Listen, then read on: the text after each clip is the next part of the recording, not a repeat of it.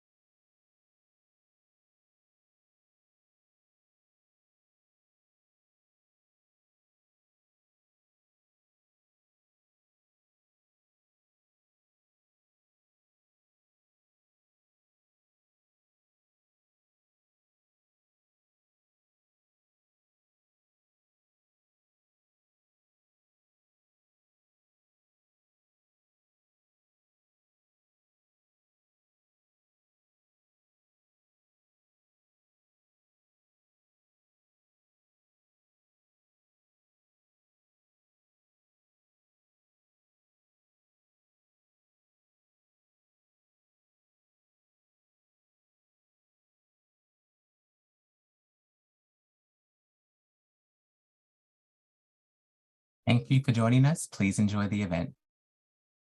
Welcome, everyone. I'm Julie Cashin, the Director of Women's Economic Justice at the Century Foundation. Thank you for joining us. For those new to us, the Century Foundation, or TCF, is one of the oldest think tanks in the country. For more than 100 years, we've delivered original, evidence-based policy leadership that has pushed the progressive movement and our country forward. TCF envisions a society in which power and prosperity are broadly shared and believe the government plays an indispensable role in creating equal opportunity for all. The Women's Economic Justice team at TCF works to accelerate gender equity by advancing work and care policies. We're fighting for the policy changes that will support women of every demographic to thrive. Let me just share a story from this week as we get into it. It's been one of those weeks where everything worked. The school called my husband's cell, not mine, when my 8-year-old son was at the nurse's office. He went to go pick him up at school because we both have remote work and are able to be there for him. And because of paid sick time, we were able to take him to the doctor and use our health insurance to cover the visit and the antibiotics for the strep throat he was diagnosed with.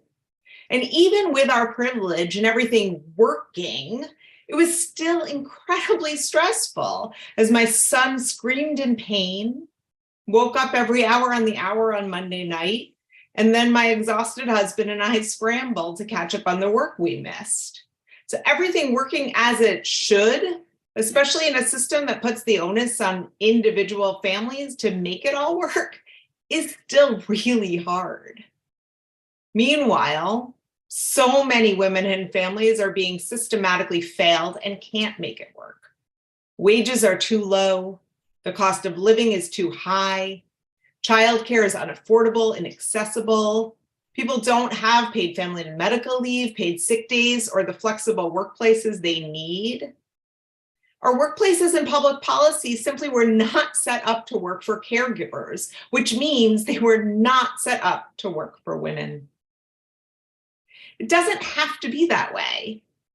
We can imagine an economy that works for everyone. We can imagine what's possible when we center women and families in our conversation about economic prosperity. And that's why I'm so excited to partner with Heather McCullough and Celine Apollon from the Aspen Institute's Financial Security Program for today's event. When Heather first told me they were interviewing women and surveying them about the problems they face and the solutions they crave, I was so excited. Finally, someone asking the question, what would it look like if the economy worked for you? Today, we'll hear from Heather, Celine, Jubeli Carranza of the 19th, Sharita and Liliana, two of the interviewees, and Commerce Secretary Gina Raimondo about what it will take to build an economy that works for women. And let's be clear, we're not talking about a zero-sum game. An economy that works for women doesn't not work for men. When we get greater fairness, everybody does better. The positive results of equity accrue across the spectrum of demographics. Before we get into it, I just want to do a few housekeeping notes. This event is being recorded and live streamed. And if you'd like to submit a question for one of our panelists, please use the chat feature. So let's get started into the conversation. Let me introduce Heather McCullough and Celine Apollon. Heather is entrepreneur in residence at the Aspen Institute Financial Security Program and a national thought leader on gender economic equity. She has more than 2 decades of experience as an advocate and thought leader working to close the racial and gender wealth gaps and build an equitable economy. She's founded and led both the Closing the Women's Wealth Gap and asset building strategies. Celine is a researcher, urban planner, and designer by trade, and a self-taught filmmaker. She's a senior research partner for the Women in the Economy Research and Action Project, and she led the data analysis, design, and content development processes for capturing the key challenges and solutions that we're going to hear about shortly. I'm going to hand it over to you, Heather. Great. Thank you so much, Julie. First of all, I am so excited to be here today. It's been amazing and such an honor to partner with the Century Foundation in collaboration with the Aspen Financial Security Program. So thank you so much. I'm just going to jump into a brief presentation, but I wanted to start by saying what we're going to share with you today is the tip of the iceberg. So I'll give you a brief overview of what we're doing and why. Celine, who I'm so happy to have with me as my senior research partner and partner in crime on all of this. Celine is going to share some high-level findings by race, ethnicity, and party affiliation. And then you'll be able to see the full set of slides. You can click on the URL that should be in the chat and look at them as we go, do your own analysis. But really, what I want to flag is we were very careful to make sure that we really lifted up the stories of a broad cross-section of women across their many and intersecting identities. And then we deliberately centered women of color in our research. So with that, I want to just jump in. So let's start with the issue that we're addressing for research. Here's what I found. Oh, I'm sorry. The first thing is that our economic policies were never designed to meet women's needs. So despite our increasingly significant contribution to the national economy and the key role women are playing in their families' economic security, we still, unlike other countries, we still do not do everything we can to make sure that women thrive, despite the fact that it's so key to our future economic growth. And in fact, policymakers rarely even ask if women benefit from economic policy, from tax, monetary, fiscal, stimulus, labor policy. And because of that, we often don't. As I said, in other advanced industrialized countries, they recognize the key role that women are playing, and many have long acknowledged and invested in women as breadwinners and caregivers. They've designed systems to support them in those dual roles. But here in the US, our infrastructure is weak, and our policies to strengthen it that so many of you have fought for over the years have not only been blocked, but many of them are being dismantled. So this is what our project is about. It's a research and action project, and we're in the action phase, which is really designed to answer the question, well, what would the economy look like if it were designed to work for women? And it roots that answer in the wisdom, the voices, and the lived experience of women, working women across their many and intersecting identities. And it's important to note, when we say women, we're including cis, non-binary, trans, and other members of LGBT communities. And when we say working women or include women who are working without compensation? So this slide illustrates our approach to really integrating the deep dive interviews with the survey findings. So we did 127 in-depth interviews with working women across their many identities. We targeted women who were marginalized due to their race or ethnicity, because of their age, because they were immigrants or had a disability. And we also spoke to survivors who are struggling with physical and economic abuse. We listened to their stories and asked 3 sets of questions. What do you see as the primary challenges to your economic security? What are the solutions that you've envisioned to those challenges? And then we asked them to pause and think about what the economy would look like if it actually were designed to work for them. So we identified key themes, hundreds of them from all of these interviews, and then pulled the top ones to design a national survey with our partners at the national nonprofit Save Her Life. So they ran, we worked closely with them. They were amazing partners. And then they ran the survey, it ran between mid-December to early January, and we had over 1,200 respondents. So a quick summary of their demographics: over 2/3 were women of color, and the most represented were Black women. They lived in urban, suburban, and rural communities across the country. Most were in their prime working years, and 2 out of 3 were living in a household whose income level was below $50,000. So let me just highlight some key findings. First, 4 out of 5 of the respondents said they felt economically insecure. When we asked about retirement savings, only 1 out of 5 felt confident they were saving enough for retirement.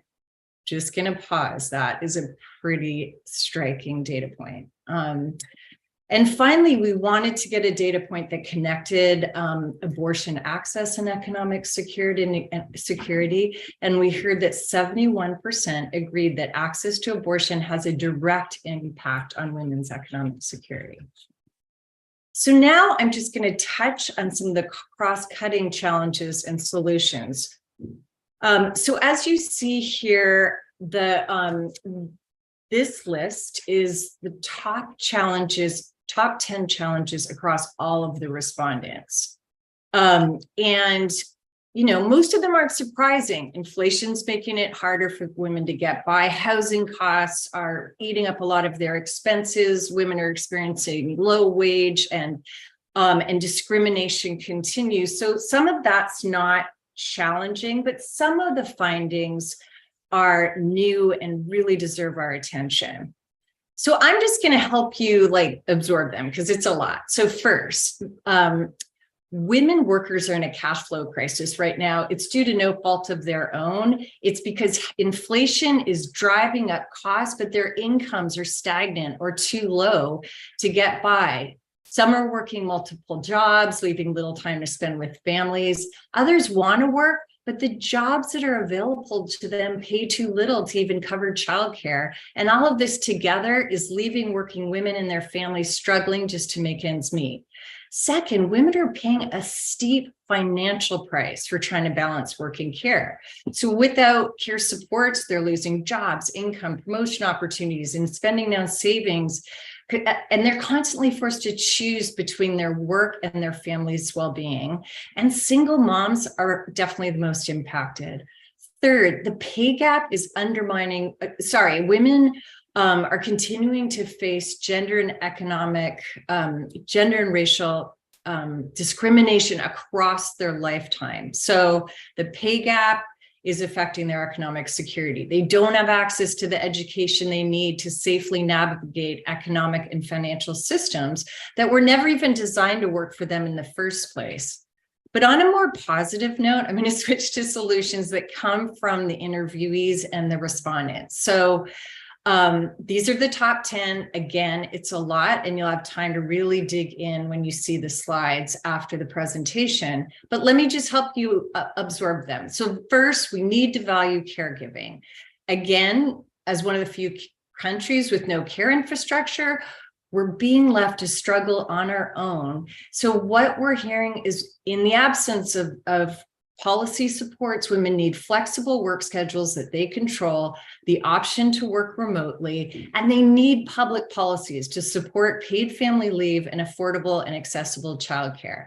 Second, we need to subsidize women's cash flow so they can support their families in these inflationary times. That includes public and employer subsidies like the CTC and the EITC that really help women to bridge the gap between their income and their costs. They need a higher minimum wage, and they need higher income and asset limits in public benefit programs so more families can access them.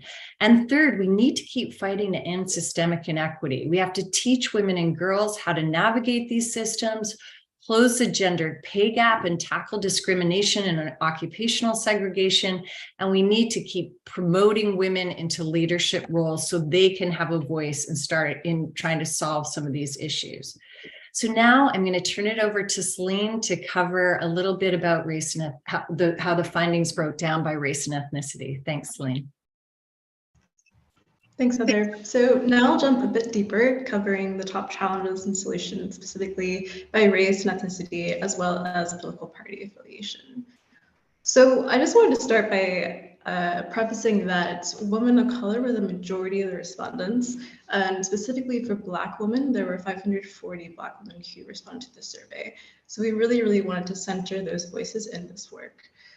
So the survey gave respondents a randomly organized list of the top 20 challenges and top 20 solutions from the interviews, and it asked them which feels relevant to your own experiences and circumstances.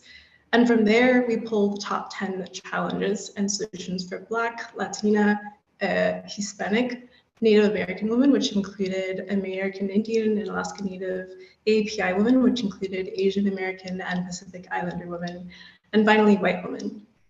And you'll be able to see more in depth those top 10 broken down if you want to click on the URL. That will be displayed at the end of the presentation. But for now, let's have time to show the key takeaways. So first, across race and ethnicity, 90 to 100% of the top 10 challenges were the same. And specifically, the top 3 challenges were in the same order. And those top 3 included, first, inflation is making it harder for women to survive. Second, working women are struggling to make ends meet. And third, housing costs are consuming too much of women's income. So the list of the top 10 solutions as well is very consistent across race and ethnicity. Specifically, 80 to 90% of the top solutions were the same and slightly different in ordering. And finally, the 2 solutions in the top 3 were consistent across women of color as well as white women. And those 2 solutions were first, flexible work schedules, and second, the option to work remotely. So now let's look specifically at party affiliation. So as you can see here, nearly half of the respondents identified as Democrats, followed by independents and Republicans. A majority of all the respondents said that they were active voters. And again, when we analyze by party affiliation, the top 3 challenges were the same. Republican and independent women identified inflation as more of a challenge, but it was also the top challenge for Democratic women. Democrats and independents identified the challenge of the struggle to make ends meet, and that housing costs, again, are eating up too much of their income. But of course, Republicans still also emphasize this challenge as well. Specifically, more than a third of the Republican women agreed as well that both of those were challenges. So now let's look at some solutions. So here we're showing the top 3 solutions again, and you can see that the same top 3 challenges, or solutions rather, were the same across all the political parties. So specifically, the flexible work schedules is the top solution for women across party affiliation. Public and employer support to cover rising costs has a higher priority for independent women, but it was also important for about half of the Democrats and about 2 out of 5 Republicans. As well, and finally, 45 to 48% of Democrats and Republicans and independent women all agreed that the option to work remotely was a very, very key solution. So again, we really encourage you to dive in deeper into these findings. One very interesting thing, specifically looking at the solutions, is that they were nearly identical for both Democrats and Republican women. So we also finally gave women the option to write in the challenges that they might have been facing that weren't listed on that top 20 list, culled from the interviews. And this word cloud reveals some of the themes that weren't in that list, specifically looking at debt, credit, healthcare, and transportation. So now I'll pass it back to Heather to close this out. Thanks. So why does this all matter? Well, first of all, as Julie mentioned, we keep hearing the economy is recovering, but women are telling us that they're struggling just to get by. And since women are more likely to be breadwinners than ever before, it means that their families are struggling too. And finally, because of the lack of supports in the US for caregivers, it's hurting families, businesses, and our national economy. And we're not talking about it as an economic issue. So what do we do about it? First, we need to start asking if our economic policies benefit women. And if they don't, if the answer is no, well, then we need to change the policies. We need to reimagine and redesign systems so all women are able to strive, thrive, and really reach their full potential so they're fully able to contribute to the economy and to their families. And in order to really benefit everyone, we need to tailor solutions to the women who are most economically marginalized by race, by gender identity, by physical disability or immigration status. Everybody has to benefit for our system to thrive.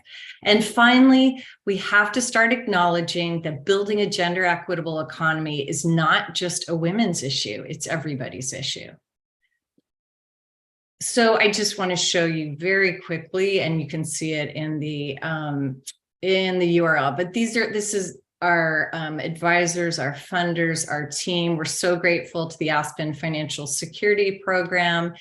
And then here is the URL to download our full slides.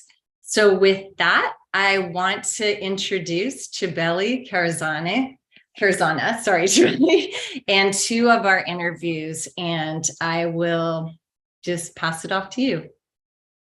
Thank you so much, Heather. And thank you, everyone. I'm really excited to be here to talk about these findings and to introduce our panelists, both of whom helped Heather and Celine fantastic research, and who I also spoke to for our story in the 19th about this work. So Sharita Humphrey is here with us. She's a financial education instructor and money mentor based in Houston. And Liliano Olayo is the co-president of the Kofi Power Pack in Illinois, which is an organization that works with parents advocating for low-income, immigrant, and working families. So thank you both so very much for being here to share your stories. I wanted to start with Sharita. Sharita's with us, right? Yes. There you are. So Sharita, I had such a pleasure speaking with you, and you have such an amazing story. I was hoping you could share it with the folks here. We talked a lot about how the lack of generational wealth and knowledge about how financial and economic systems work is really something that holds a lot of women back early in their lives. And it certainly surfaced in the research that Heather and Celine conducted. And I know it's been something that's been a part of your life. So Sharita, could you please tell us a little bit about the moment in your life when you started to build financial independence and why you felt it was important to build a business that taught those skills to women and women of color? So one of the things, again, thank you for having me to have this very important conversation. But one of the things that I would have to say is that financial independence, I stumbled into it. It wasn't something that I planned to even talk about or even think about, because we didn't have money conversations in my home. We didn't talk about building wealth and even just those things that are pivotal for us to really be able to become financially successful or even knowledgeable. And so becoming a mother very early on, I left home well before I should have, became a mother very young, and they were my why to want to change, but it wasn't enough because I didn't have the financial knowledge or the behaviors or the mindset to be able to manage what we had. And unfortunately, we lost our home. So it was unfortunate in a sense, but I think it was the thing that really helped me to get into a situation where I changed the financial trajectory of my life, because me and my two children became homeless. And I thought it was just going to be a time in our life where it was just going to be maybe a couple days, maybe a couple weeks, but that wasn't the case. And a lot of people, and I'm glad this research really talked about it, is because one of the questions that I get all the time were like, were you working? Yes. You never know what's happening with someone in their, once they leave your job, once they leave the job. So I was a working mom who was homeless. I lost everything that I owned. I hit financial rock bottom, but I knew at that very moment that was my why, because I did not want to make that the trajectory that was going to continue in my life. That milestone was pivotal. And I know a lot of times that a lot of people say that I lost things, I didn't lose hope. And I think the hope is what kept me going, because it couldn't just have been about my children, because as moms, one day they're going to leave us. So I had to change for me first so I could be the best personal and financial example for them. And so for me, just knowing how could I do it? I can't blame my parents. They couldn't teach me what they didn't know. And unfortunately, that is a pattern that we see many times, especially from communities where I come from. And so I said, you know what, I'm going to use the one resource that I know that I could use that's free to all of us, and that's the library. I picked up every single book, used the internet as much as possible, found information. I became a financial knowledge junkie. I wanted to know everything that I didn't learn as a child, everything that I didn't learn as a young adult, because I wanted to make sure that I taught my children the things that I didn't get. And that's okay, because sometimes we need those things and those mishaps in life to let us know that, you know what, we can be the change that we want to see. But I wanted to be the change right in my own home, even though it was a motel. And so when I tell people that this business was birthed on the floor, I was writing everything in my life that I wanted to change. But the very first thing that I wanted to change was my mindset. Because once I changed my mindset, then I was able to modify my money behaviors. Then I was able to really be able to start right in that hotel, start to do the things that were going to pivot me and allow me to be able to change. And I'm not going to sit here and tell you guys that I didn't cry, but the one Oprah ugly cry that I had, my children woke up and just hugged me out of the blue. And that was exactly what I needed to keep going. And at that moment, they didn't understand anything that I was saying. But I said, you know what? I'm going to make you trust fund kids. Trust me that I'm going to change the financial trajectory of our lives. And I learned trajectory at the library. So thank you to the Houston Public Library for teaching me all of the things that I know now, to help me not only expand my financial knowledge, but just knowing that there was more for me out there. I got to see it in books, on the internet, and using resources like Self Financial to help me to really be able to get into a position to learn how to not only become financially savvy, but understanding how my trajectory of getting our next place was going to be tied to credit. And so once I was able to do those things, then guess what? I said, you know what? I kept writing. And I told myself that I have always wanted to work for the government in some capacity. I wrote that on the floor. And so when I started to do those things, I just told my children, I said, give me a little time. We're going to get a new home, because there was no way I was going to put the motel, because my driver license was about to expire. There was no way I was going to put a motel's driver as my address. So with that, I secured the one thing that I wrote when I was homeless, and not just a home, but my then dream job. And I became a government employee.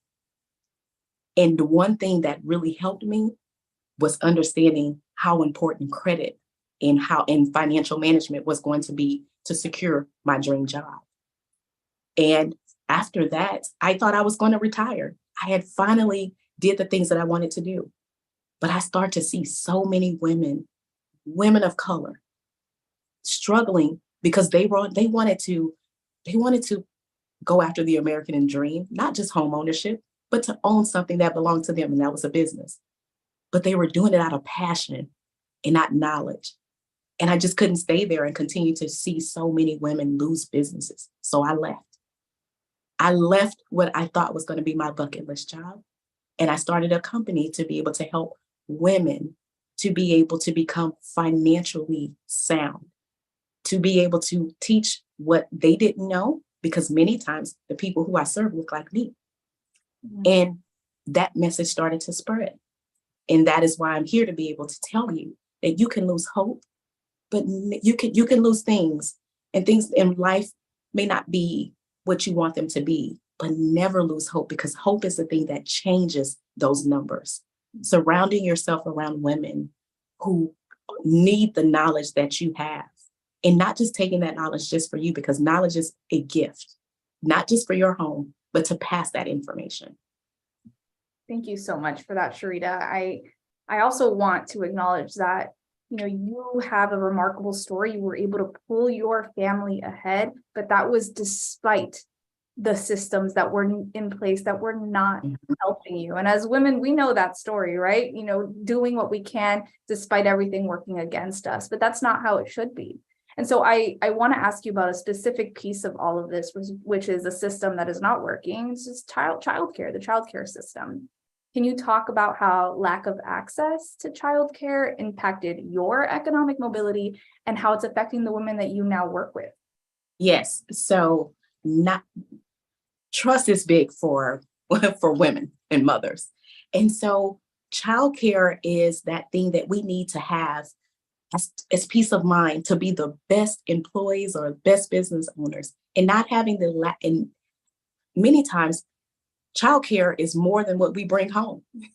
So we need to be able to kind of we're trying to figure out, what do I do? That is a hard place for any mother, because we want to have a peace of mind.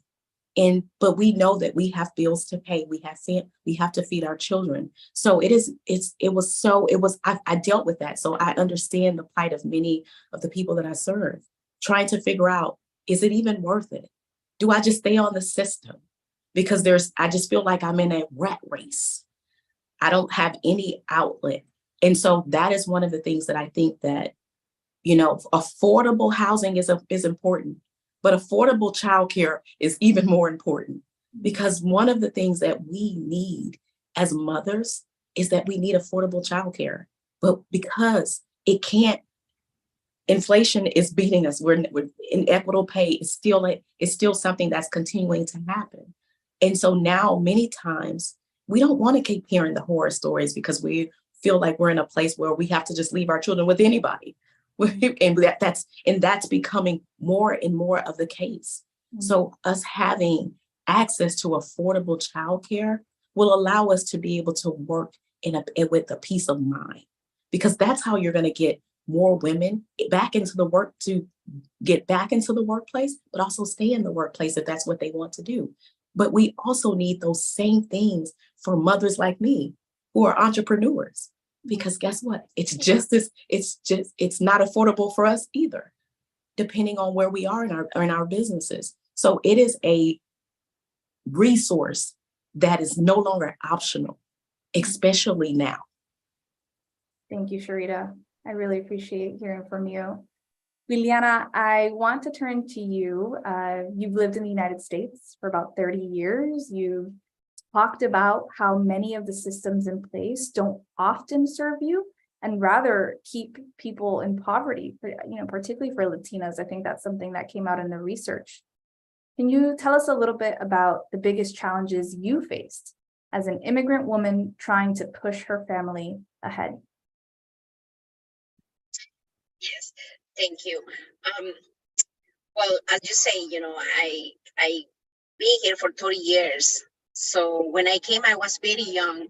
I didn't have a support. I was scared about the new culture. I didn't speak any English at all, and was very scary.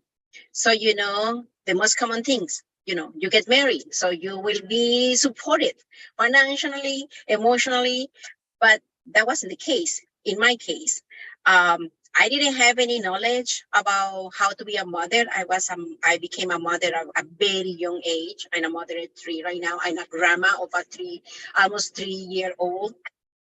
And those times were very difficult because, I was told on my early years, like once you get married, your life is solved, but not in the US. So, I had to adapt to a new system, to a different culture, to a place where I didn't understand. I couldn't communicate. I was always told I was very smart when I was younger and in my country, speaking English, speaking Spanish. So here, not being able to communicate myself, my needs, my desires, it was kind of like, first, they're not going to listen to me because they don't understand what I'm saying. And the first challenge was be able to communicate in the language. So for me, that wasn't a luxury, like learn a second language was a need, like an immediate need, at the doctor's office, at the childcare center, like we know there's so many Spanish speakers here, but the professionals like doctors, principals in the school, whenever you need something serious, there was not people, fluently for you to understand what you were saying. So it was like my time didn't matter because it was always about somebody else's time to come and help me translating. So, that feeling like you are no one here, your time doesn't matter. If you have to go to work, forget it, because somebody else needs to come and help you. So that idea of being me, my fault, because I don't speak English, I need to, it's my fault being poor. I don't have an education, like a professional education. And whenever I try to find help in the system, like trying to find some food stamps to be able to feed my children, because I was like, even though I have 2 works, I had 2 jobs, my husband has another job, it was not enough to pay your bills, to pay your rent. And no one was telling me you can get childcare assistance. So it was not enough. And when I was going to the agencies to ask for support, you were not speaking English, you didn't have enough money, and they would give you that look, the judgment right there. What are you here then? Why don't you go back to your country? And, that shame already being a parent and not being enough providing for your family was already, a guilt there. And on top of that, it's like you don't even belong here. Like you don't even understand. You're in America. You have to learn English. That overall for me was very hard because it was making me feeling it's my fault. I live the way I'm living is because it's my fault. The system wasn't there to help me, but like to point fingers at me. And that feeling was kind of like, okay, then probably what I can do is just like be like cleaning houses or doing like cooking for somebody else and start selling food or something. But I know I needed to do something. And at that time, I didn't have any knowledge about the different agencies to support you, to guide you. And I had to learn a very hard way, struggling with my kids. I know my first one was very smart, and I wanted like for him to have a better life, not have the same type of life that I was having. But it was hard to teach him, education is important if I wasn't being at school, because I didn't have the support. Like I want to enroll in school, but I need childcare. It's like either or. If you have the time, you can go to school, but you don't have who can help you with the children. And if you have the money because you're working, then you don't have the time. And it was, the opposite. There was nothing in place to support. Financially, it was very hard because I couldn't get enough.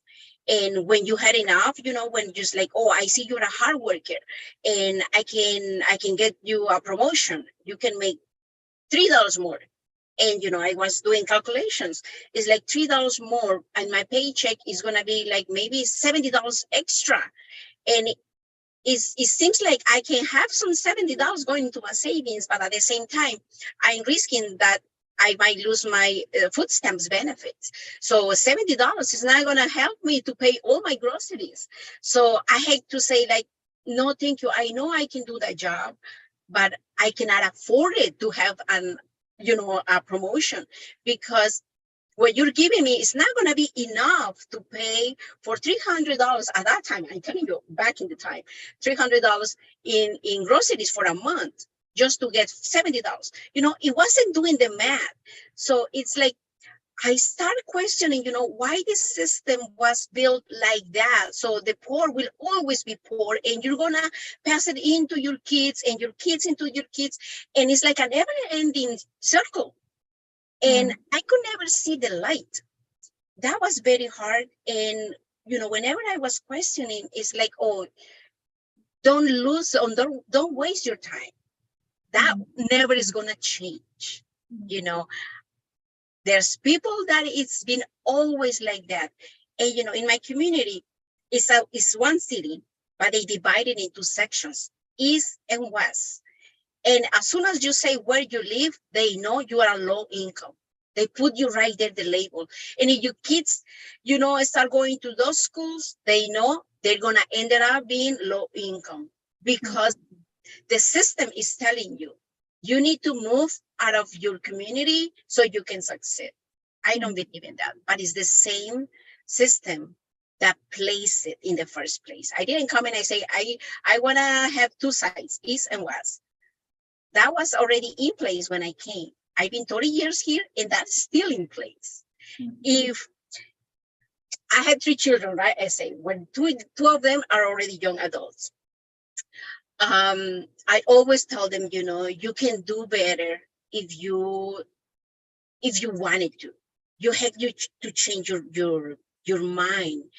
Our minds, sometimes they're already preset in a way from our parents. And it's like, not anymore. With me, I will change that. I couldn't change it for myself, but I want to change it for my kids. And that's how I started doing. I started attending a leadership training where they were start telling me, you cannot change doing the same thing over and over and over and over. You wanna see a change, you have to change. And I believe it, the change started with me. And then I start passing it to my children.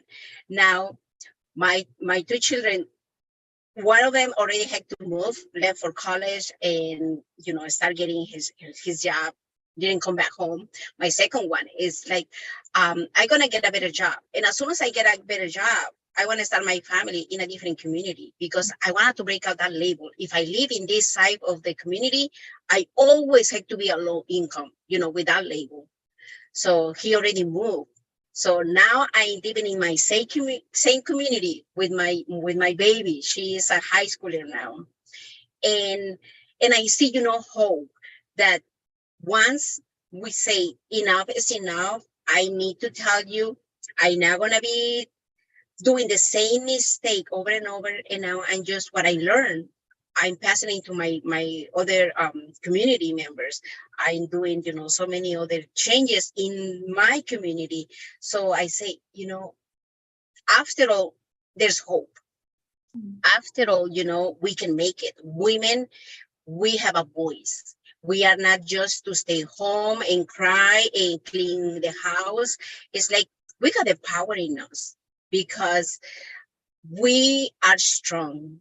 We know better what our families needs, and we know how to succeed now, together, working together, learning from each other. And today when I was listening to Sarita's story, it's like, yes, I was just like, yes, I'm so proud of being a woman. I'm so proud of being a mom and a sister, and, like seeing everybody is here. We are women, and we are here to thrive and to inspire other women. And that's what it is. Don't say, oh, sorry, you are a woman, you cannot make it. No, you are a woman, you're going to thrive. You're going to shine, and you're going to reach the stars. Thank you so much for that, Liliana. And I think, Heather and Celine's research definitely creates a roadmap for what that thriving economy could look like. And so on that note, I would love to now turn it over to Commerce Secretary Gina Raimondo. We're going to hear some remarks from her.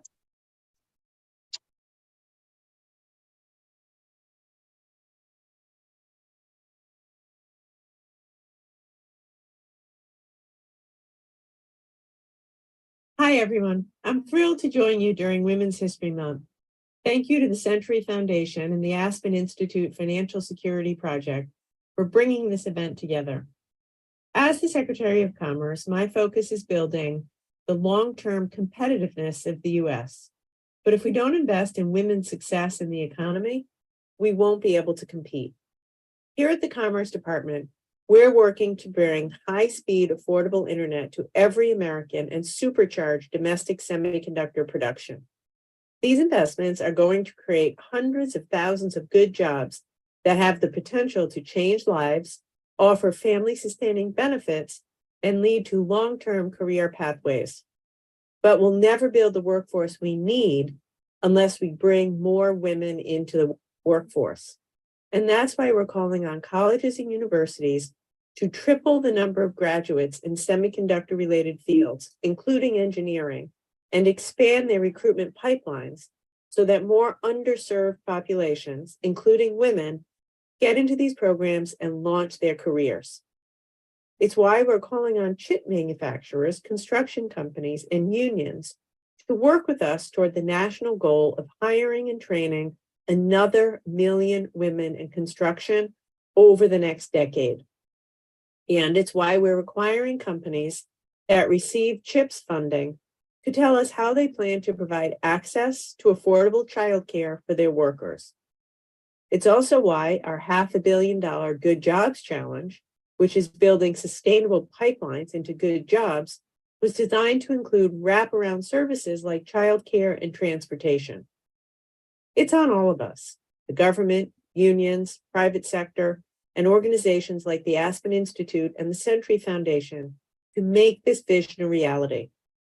Together, we can build a new American workforce that finally taps into the limitless potential of women. In fact, our success depends on it. Thank you. Thank you so much for those remarks, Secretary. And now we have some time for Q&A. So I want to open up to questions from the audience. I know we received some questions ahead of time. Thank you to everyone who sent those in.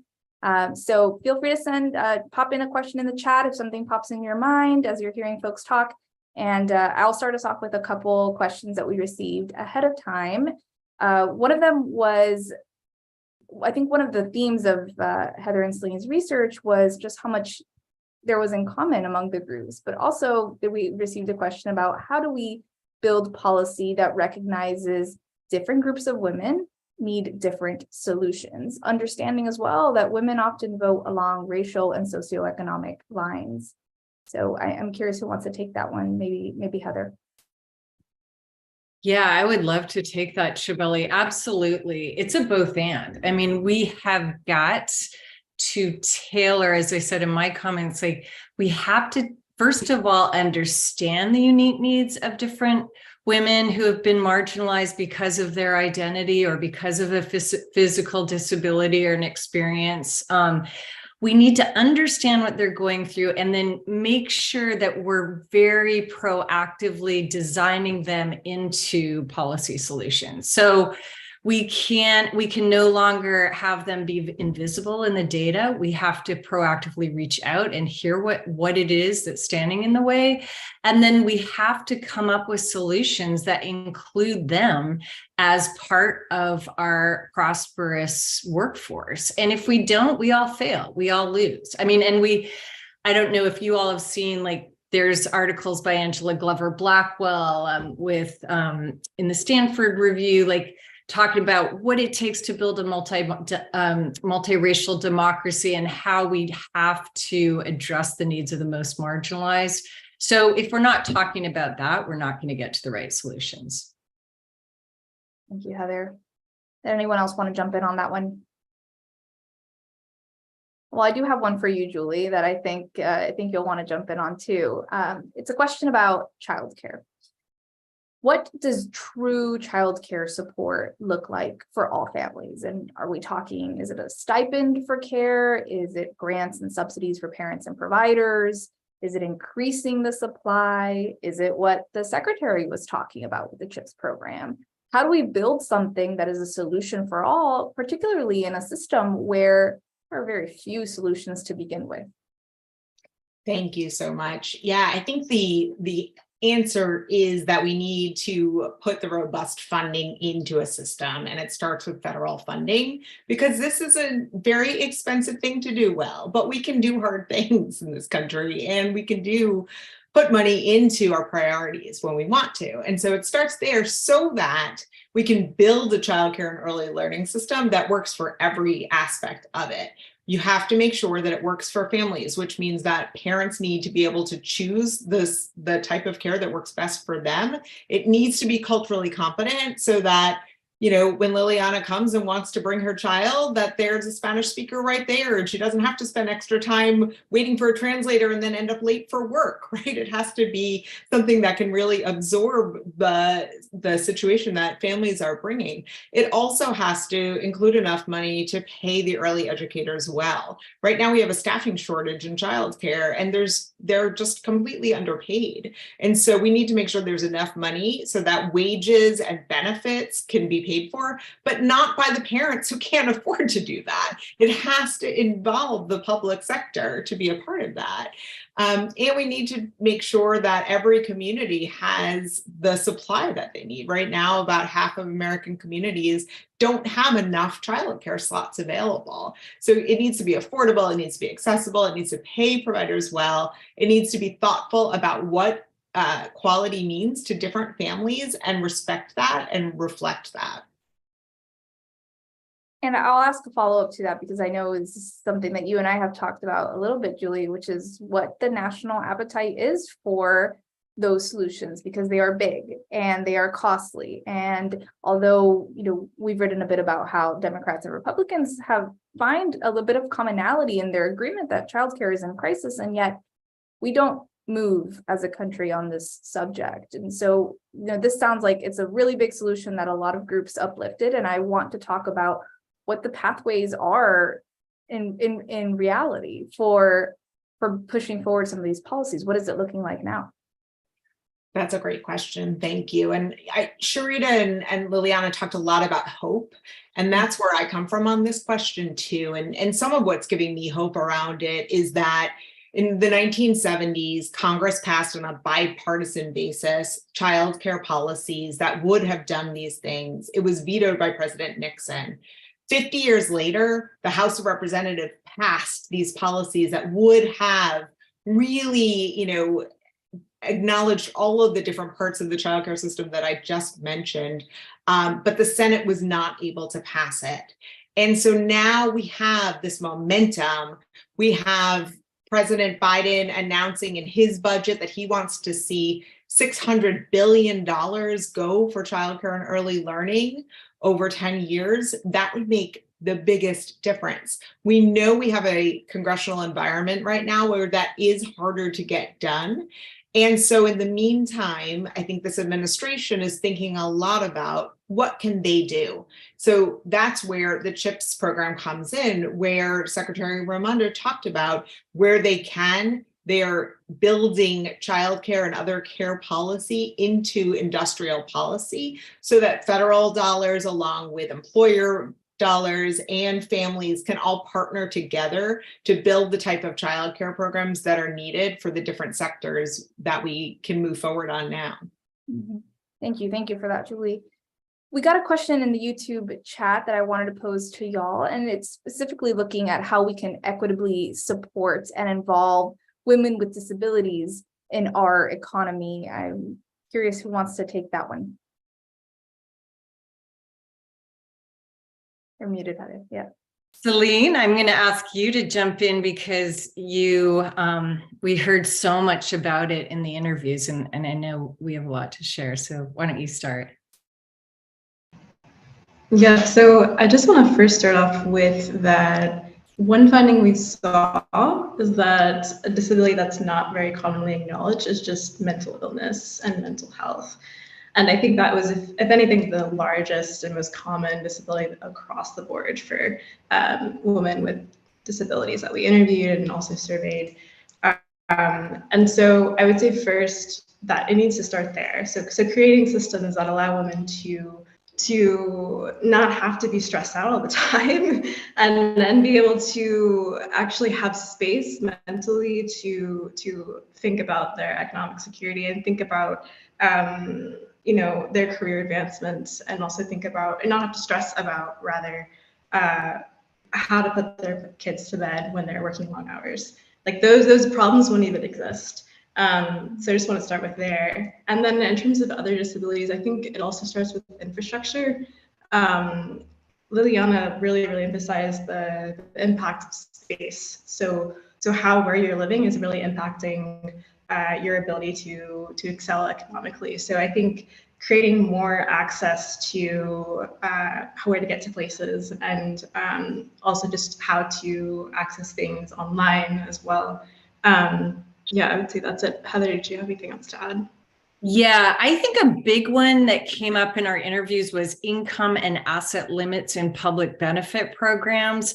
And Shabelle, in your incredible article that 19th News published today, it was amazing, did lift up one of those stories with one of our interviewees. But she was a young woman in her 20s, had an accident, became disabled. She had her whole work life ahead of her and wanted to keep working.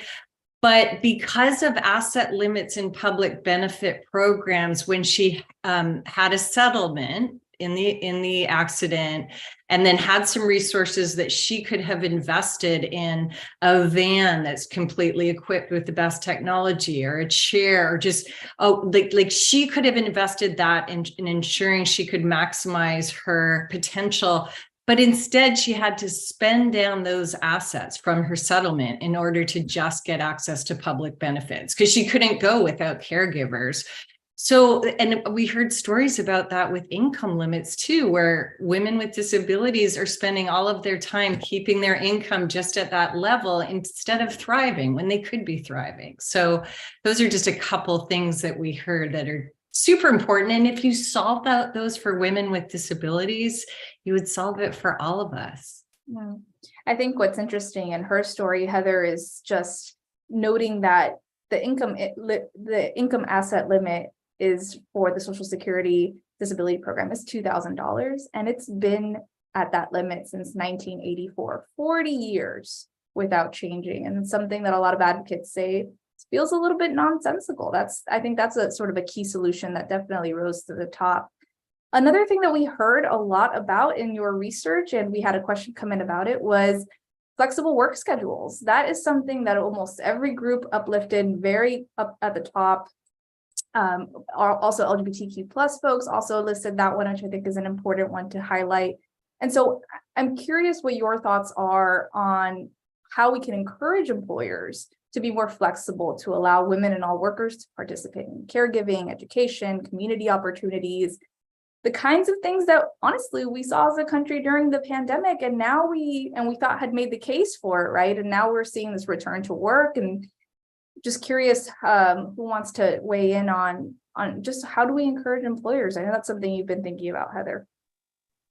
Yeah, I'd love to hear Sharita and Liliana weigh in, but I do have some comments after that. Okay, so I definitely want to just kind of jump in on this when it comes to offering that remote work challenge, you know, that benefit, that because it is a benefit. And I understand the employers, but I also want the employers to understand mothers, especially women who may be dealing with children with special needs, because they need even more time.